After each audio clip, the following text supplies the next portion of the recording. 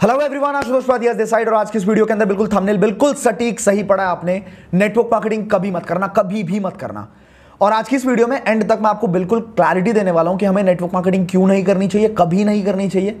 सो इस वीडियो को शुरू करेंगे, लेकिन इससे पहले मैं आपको एक रिक्वेस्ट भी करूंगा कि वीडियो को लाइक करना या डिसलाइक करना ये बाद में डिसाइड करना। पहले अगर वीडियो पे आई गए हो ना तो एक बार कंटेंट को देख लेना, क्योंकि हो सकता है जो मैं बोलूं, जो आप सोच रहे हो वैसा कुछ हो ही ना, है ना। हो सकता है किसी अलग कंसेप्ट में मैं बात करूं, तो ध्यान से इस वीडियो को देखना और बाद में हम डिसाइड करेंगे, कंक्लूजन पे पहुंचेंगे कि हमें नेटवर्क मार्केटिंग करनी चाहिए नहीं करनी चाहिए।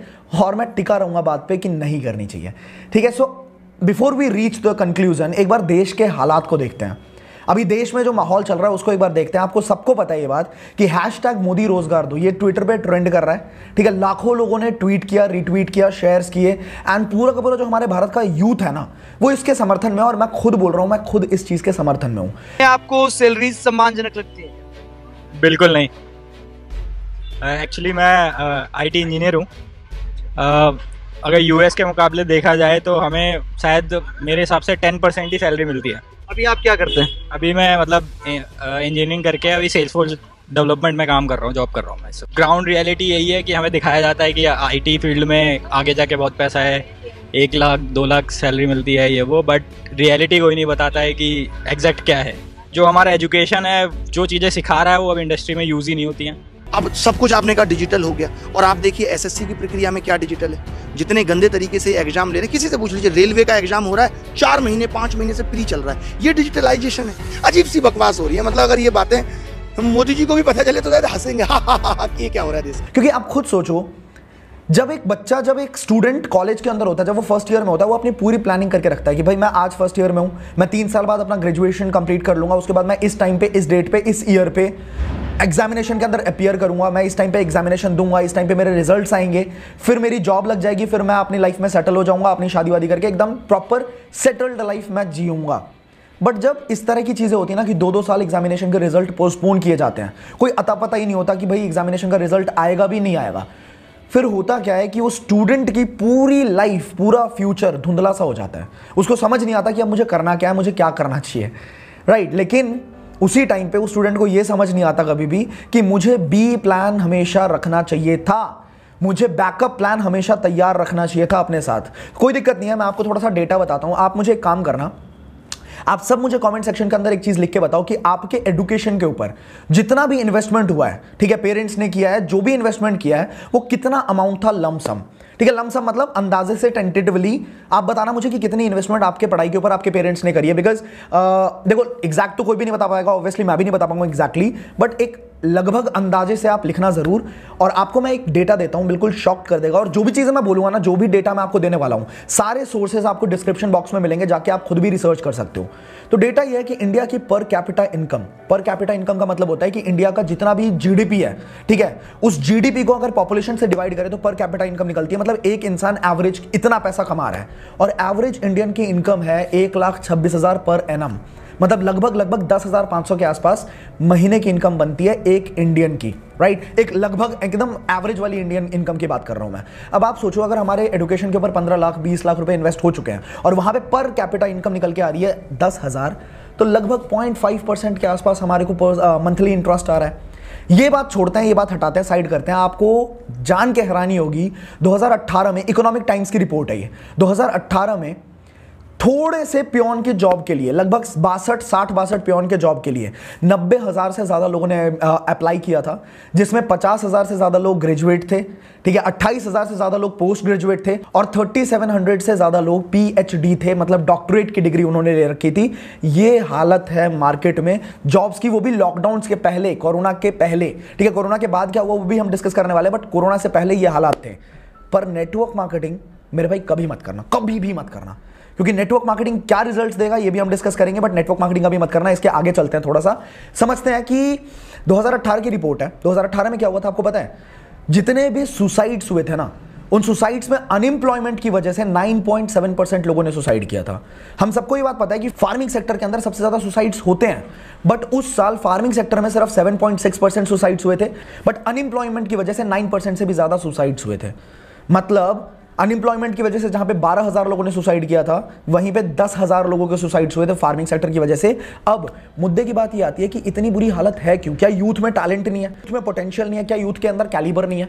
मैं बता रहा हूं, यूथ में इतना टैलेंट है ना, भारत के यूथ में इतना टैलेंट है, अगर उसको मौका मिल गया, प्लेटफॉर्म मिल गया, अपॉर्चुनिटी मिल गई, वो तगड़ा मतलब ब्लास्ट कर सकता है। इतना ज्यादा पोटेंशियल है हमारे यूथ में, बट प्लेटफॉर्म की कमी है। और जो प्लेटफॉर्म्स हैं वहां पे भाई नेटवर्क मार्केटिंग कभी मत करना, ठीक है, कभी मत करना। इसके आगे चलते हैं, मैं आपको बताता हूं कोरोना वायरस के अंदर क्या हुआ। कोरोना वायरस के लॉकडाउन के बाद इंडिया की हालत जो हुई, होटल इंडस्ट्री की अगर हम बात करें, हॉस्पिटैलिटी इंडस्ट्री की अगर बात करें, तो 38 लाख से ज्यादा लोगों ने जॉब लूज किया। होटल इंडस्ट्री आपको पता है ना, अगर किसी की जॉब लग जाती है उसको लगता है लैविश लाइफस्टाइल है भाई, 5 स्टार्स के अंदर रहना है, 7 स्टार्स के अंदर रहना है, बट वहां पे 38 लाख से ज्यादा लोगों की जॉब्स गई।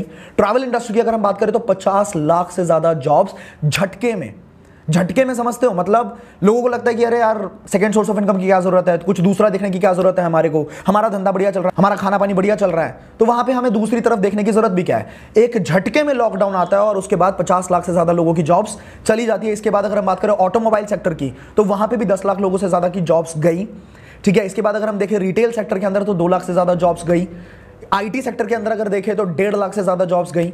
स्टार्टअप्स के अंदर अगर देखें तो 1 लाख से ज्यादा जॉब्स गई। Banks, financial services, insurance sector, इन सब के अंदर 30,000 से ज्यादा जॉब्स गई।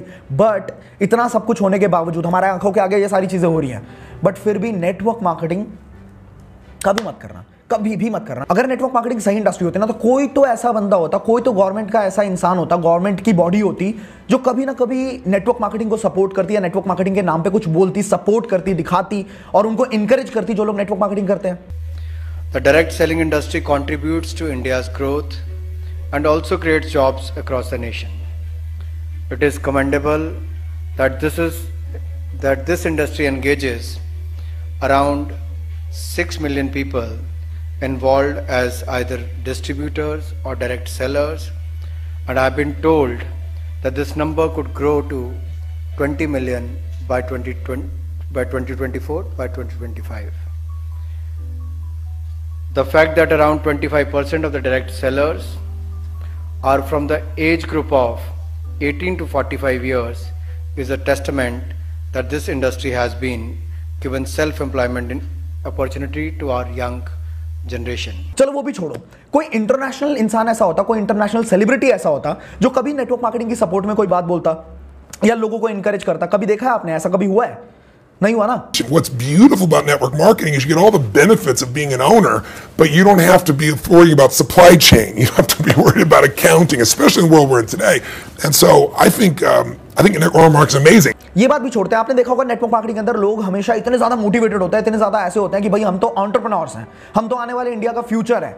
आपने कभी देखा है किसी भी बड़े एंटरप्रेन्योर को, जो नेटवर्क मार्केटिंग के इंसान को ऐसा बोलता हो कि नेटवर्क मार्केटिंग के अंदर जितने लोग होते हैं वो एंटरप्रेन्योर्स एक्चुअली हैं? कभी देखा है आपने? I mean, we were involved with network marketing once with a cosmetics company in the UK, and we would have a dinner every year with all these young entrepreneurs from all over the country. So I'm a tremendous believer in network marketing, and I'm a great believer in entrepreneurs. I think all the future jobs in the next 20 or 30 years will be created by network marketing entrepreneurs and other entrepreneurs around the world. ये भी छोड़ते हैं, भारत में आ जाते हैं, Indian market की बात करते हैं। इंडियन मार्केट में कभी अगर नेटवर्क मार्केटिंग अच्छा ही होता तो आप खुद सोचो ना, बड़े बड़े जो यूट्यूबर्स हैं, जो 15 मिलियन लेके बैठे हैं, जो 19 मिलियन लेके बैठे हैं, वो कभी ना कभी नेटवर्क मार्केटिंग के सपोर्ट में कोई बात तो बोलते। कभी बोला है? कभी देखा है आपने? आज अगर आप एमएलएम में सफल नहीं भी हो, कभी भी सफल ना हो, आप पक्का विफल हो जाए तो भी एमएलएम जरूर ज्वाइन करना चाहिए।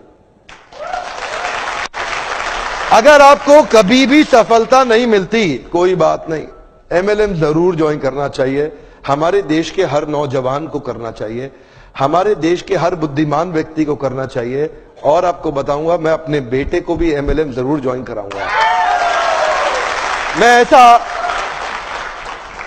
उसकी मर्जी है, अगर वो नहीं रहना चाहता नहीं रहेगा, लेकिन एक बार अपने प्रेम से उसको विश्वास दिला के कुछ महीनों के लिए तो जरूर ज्वाइन कराऊंगा। अगर आप विफल हो जाए ना तो भी कोई बात नहीं, उम्र की शुरुआत के समय में किसी एक अच्छी कंपनी को पकड़ के एमएलएम जरूर ज्वाइन कर लो। विफल होने में भी कोई समस्या नहीं, क्योंकि वहां पे लर्निंग आपके लिए बहुत हो जाएगी। ये इंडस्ट्री आपको अंदर से ताकतवर बना देगी, जिंदगी में कहीं भी जाओगे उसका लाभ प्राप्त करोगे। अच्छा, कोई वीडियो दिख गई क्या आपको? अरे यार ये मेरा एडिटर हमेशा गलतियां कर देता है भाई, तुमको क्या बोले, चलो छोड़ो आगे बढ़ते हैं। नेटवर्क मार्केटिंग अगर सही इंडस्ट्री होती ना तो गवर्नमेंट के गाइडलाइंस लॉन्च हो जाते हैं, और इसके अलावा गाइडलाइंस 2016 में लॉन्च हो चुके होते हैं, और अगर लॉन्च हुए हैं तो मैं आपको पीडीएफ भी दे देता डिस्क्रिप्शन बॉक्स में, आप वहां से डाउनलोड करके पढ़ भी सकते थे कि क्या सच में लॉन्च हुए हैं। और सही बात यह है कि लॉन्च हुए हैं। अगर नेटवर्क मार्केटिंग इंडस्ट्री सच में बढ़िया होती तो कोई दिल्ली यूनिवर्सिटी जैसी ऑर्गेनाइजेशन होती, ठीक है, जो कि अपने कॉमर्स वाले स्टूडेंट्स को बाकायदा अपने सिलेबस के अंदर पढ़ा रही होती कि नेटवर्क मार्केटिंग एक सब्जेक्ट है। अगर सही इंडस्ट्री होती तो ऐसा होता, लेकिन है क्या? हाँ जी बिल्कुल है, बिल्कुल है। ठीक है, नेटवर्क मार्केटिंग के बारे में अगर मैं बताऊं, एक मामूली सा इंसान, एक बिल्कुल बच्चा, 19 साल का लड़का, वो जिसको एक 5,000 के मतलब ऑफिस का भी खर्चा नहीं उठा सकता था, वो आज के टाइम पे वो 5 स्टार्स के अंदर रहता है। आज के टाइम पे 5 स्टार्स के अंदर जाने से पहले उसको सोचना नहीं पड़ता। आज के टाइम पे एक ट्रिप लेके गया था, मनाली के अंदर ट्रिप लेके गया था, और लगभग 4-4.5 लाख रुपए खर्च कर दिए, पूरी टीम को पूरी तरीके से स्पॉन्सर ट्रिप दी थी। ठीक है, एक लड़का इतनी सारी चीजें नहीं कर पाता। इसके अलावा मैं आपको बात बताऊं, एक लड़का 500 रुपए से 60 लाख तक की जर्नी को कवर नहीं करता। भरोसा नहीं हो रहा है ना, भरोसा नहीं हो रहा है ना, मुझे पता है हमारा भारत महान है। ठीक है, हमारा भारत इतना महान है कि यहाँ पे अगर बोल दिया जाए ना कि भाई सांप दूध पी रहा है, तो बच्चा दूध पिए ना पिए कटोरा लेके पहुंच जाएंगे सांप को दूध पिलाने के लिए, पूरी भीड़ लग जाएगी। अगर ये बोल दिया जाए कि गणेश जी लड्डू खा रहे हैं तो लड्डू पूरी दुनिया खिलाने पहुंच जाएगी उनको। बट ये बोला जाए कि पैसे आते हैं, सच में आते हैं, एक इंसान चीख चीख के बोल रहा है, यूट्यूब पे खुले में बोल रहा है, ठीक है, कि पैसे आते हैं, वाइट पैसे आते हैं, बट भरोसा नहीं होगा। तो एक काम कर लेना, आई बटन पे लिंक दे दूंगा, आई बटन मतलब यूट्यूब पे कॉर्नर पे दिख रहा होगा, लिंक दे दूंगा, जाके उस वीडियो को देखना, आपको खुद समझ आ जाएगा कि आते हैं या नहीं आते। और एंड में मैं यही बात बोलूंगा, भाई नेटवर्क मार्केटिंग, हाथ जोड़ के बोल रहा हूं, कभी मत करना। अगर आपको लगता है कि भाई नेटवर्क मार्केटिंग ये होता है वो होता है, सी 2 तरह की इंडस्ट्री है यूट्यूब के ऊपर। YouTube के अंदर एक इंटरटेनमेंट इंडस्ट्री है, एक इंफोटेनमेंट इंडस्ट्री है। अब इंटरटेनमेंट वाला इंसान जब इंफोटेनमेंट में घुसने की कोशिश करता है, और जो इंसान उसने कभी भी किसी बिजनेस के ऊपर बात नहीं करी हो, वो बिजनेस के ऊपर ज्ञान देना शुरू करता है, तो वहां पे आपको समझना चाहिए कि आपको उसकी इंफॉर्मेशन लेनी है या नहीं लेनी है, उसकी क्रेडिबिलिटी कुछ है या नहीं है। ये टोटली आपके ऊपर है। ठीक है, जिसने जो काम किया होगा वही उसी के बारे में आपको बता सकता है। जिसका काम उसी को साजे और करे तो ठेंगा बाजे। तो अगर आपको अच्छी लगी ये वीडियो, आप अपनी पूरी टीम के साथ शेयर कर सकते हैं इस वीडियो को, उन लोगों के साथ शेयर कर सकते हैं जो लोग हमेशा यही बात बोलते हैं कि नेटवर्क मार्केटिंग कभी मत करना। अगर अच्छी लगी ये वीडियो, आपको लाइक जरूर करना है इस वीडियो को, ताकि मेरे को इंस्पिरेशन मिलती है इससे। एंड कमेंट करके मुझे बताना कि आपको कौन सा पार्ट सबसे ज्यादा बढ़िया लगा है। शेयर जरूर करना अपनी पूरी टीम के साथ, ताकि उनको भी एनकरेजमेंट मिले कि वो एक सही इंडस्ट्री के साथ एसोसिएट होकर काम कर रहे हैं। और फाइनली सब्सक्राइब जरूर कर देना चैनल को, because we are very close to 1 lakh subscribers. And बहुत मजा आने वाला है, आने वाले टाइम में बहुत सारी वीडियोस आने वाली हैं। सो लाल बटन मिल जाएगा, क्लिक कर देना, बेल आइकन हिट कर देना। I will see you in the next video. Till the time बड़ा खेलते हैं।